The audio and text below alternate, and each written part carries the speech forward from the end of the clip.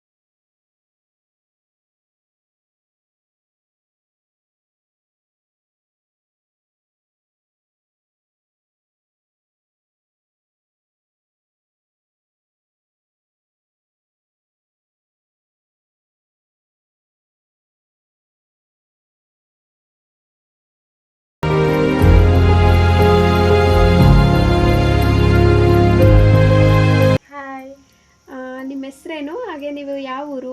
ನನ್ನ ಹೆಸರು ಅನುಶ್ರೀ. ಮೈಸೂರು ಜಿಲ್ಲೆ ವಡರಚಳ್ಳಿ ಎಂಬ ಪುಟ್ಟ ಗ್ರಾಮ. ನಿಮಗೆ ನಡೆಯೋಕ್ಕಾಗಲ್ಲ, ಹಾಗೆ ಏನು ಲಿಫ್ಟ್ ಮಾಡೋಕ್ಕಾಗಲ್ಲ, ಇದೆಲ್ಲ ಯಾವಾಗಾಯಿತು ಮತ್ತು ಹೇಗಾಯಿತು? ನಾನು 10-11ನೇ ವಯಸ್ಸಿನ ತನಕ ತುಂಬ ಚೆನ್ನಾಗಿದ್ವಿ. ಓಡಾಡ್ತಾ ತುಂಬ ನಮಗೆ ಸುಸ್ತಾಗ್ತಿತ್ತು. ನಡೀತಾ ಇದ್ರಾ ನೀವು? ನಡೀತಾ ಇದ್ದೋ. ಸ್ಕೂಲ್ಗೆ ಹೋಗ್ತಾ ಇದ್ವಿ. ಆಗ ತುಂಬ ನಡೀತಾ ಬೀಳ್ತಿದ್ವಿ. ನಮಗೆ ಏಜ್ ಆಗ್ತಾ ಜಾಸ್ತಿ ಆಗ್ತಿದ್ದಂಗೆ ಫುಲ್ಲು ವೀಕ್ ಆಗೋದ್ವಿ. ನಿಮಗೆ ಸ್ಕೂಲ್ಗೆ ಹೋಗೋಕ್ಕೆ, ಕಾಲೇಜ್ಗೆ ಹೋಗೋಕ್ಕೆ ತುಂಬ ತೊಂದರೆ ಆಗ್ತಿತ್ತಾ? ಹೌದು, ನನಗೆ ತುಂಬ ಸ್ಕೂಲ್ಗೆ ಹೋಗೋಕ್ಕೆ ತುಂಬ ತೊಂದರೆ ಆಗ್ತಿತ್ತು. ನಾನು ಕಾಲೇಜ್ಗೆ ಸ್ಕೂಲ್ಗೆಲ್ಲ ಹೋಗುವಾಗ ಜನ ಏನಂತಾರೋ, ನಾನು ನೋಡಿ ಏನು ನಗಾಡ್ತಾರೋ ಅನ್ನೋ ಒಂಥರ ಫೀಲ್ ಆಗ್ತಿತ್ತು. ಆದರೆ ನನಗೆ ಟೀಚರ್ಸು, ಪೇರೆಂಟ್ಸ್ನ ತುಂಬ ಸಪೋರ್ಟ್ ಇರೋದ್ರಿಂದ ನಾನು ಓದಲೇಬೇಕು ಎಂಬ ಹಠಚಾಲದಿಂದ ಜನ ಏನೇ ಅಂದರೂ ಪರವಾಗಿಲ್ಲ, ನನ್ನ ಪೇರೆಂಟ್ಸು, ನನ್ನ ಟೀಚರ್ಸ್ಗೋಸ್ಕರ ಓದಲೇಬೇಕು ಎಂಬುದರಿಂದ ಹಠದಿಂದ ಈಗ ನಾನು ಕಾಲೇಜ್ ಮೆಟ್ಲು ಹತ್ತಿದ್ದೀನಿ. ನಿಮ್ಮ ಡ್ರೀಮ್ ಏನು ಲೈಫಲ್ಲಿ? ನನಗೆ ಬ್ಯಾಂಕ್ ಮ್ಯಾನೇಜರ್ ಆಗಬೇಕು ಅಂತ ತುಂಬ ಕಂಡಿದ್ದೀನಿ. ಆದರೆ ನನಗೆ ಕೈಯಲ್ಲಿ ಕಂಪ್ಯೂಟರ್ ವರ್ಕ್ ಮಾಡೋಕ್ಕಾಗಲ್ಲ. ಆದ್ದರಿಂದ ಮುಂದೆ ಏನಾಗುತ್ತೆ ಗೊತ್ತಿಲ್ಲ. ನಿಮ್ಮ ಲೈಫಲ್ಲಿ ಜಾಸ್ತಿ ಯಾರು ನಿಮಗೆ ಹೆಲ್ಪ್ ಮಾಡಿದ್ದು? ನನ್ನ ಲೈಫಲ್ಲಿ ನನಗೆ ಸಪೋರ್ಟಾಗಿ ನನ್ನ ತಂದೆ ತಾಯಿ ಆ್ಯಂಡ್ ನನ್ನ ಟೀಚರ್ಸು ಹೆಲ್ಪ್ ಆಗಿದ್ದರು. ಅವರೇ ನನ್ನ ಪಾಲಿನ ದೇವರು. ನಾನು ಇಲ್ಲಿವರೆಗೂ ಓದಿದ್ದೀನಿ, ಕಾಲೇಜ್ ಮೆಟ್ಲು ಹತ್ತಿದ್ದೀನಿ. ಅವರಿಲ್ಲ ಅಂದಿದ್ರೆ ನಾನು ಕಾಲೇಜ್ ಮೆಟ್ಟಲ್ಲಿ ಹತ್ತಿರ್ತಾ ಇರಲಿಲ್ಲ. ನೀವು ನಿಮ್ಮ ಥರನೇ ಇರೋರಿಗೆ ಏನು ಹೇಳೋಕೆ ಇಷ್ಟಪಡ್ತೀರಾ? ನಮ್ಮ ಕೈಯಲ್ಲಿ ಏನೂ ಮಾಡೋಕ್ಕಾಗಲ್ಲ ಅಂತ ಅಂದ್ಕೋಬಾರ್ದು. ನಮಗೂ ಕನಸಿದೆ, ಅದನ್ನು ನನಸು ಮಾಡ್ಕೋಬೇಕು. ನಮ್ಮ ಕೈ ಕಾಲು ಅಷ್ಟೇ ವೀಕು, ಆದರೆ ನಮ್ಮ ಗುರಿ ಕನಸಲ್ಲ. ಜನರು ನಿಮಗೆ ಯಾವ ರೀತಿ ಸಹಾಯ ಮಾಡಬೇಕು ಅನ್ಕೋತೀರಾ?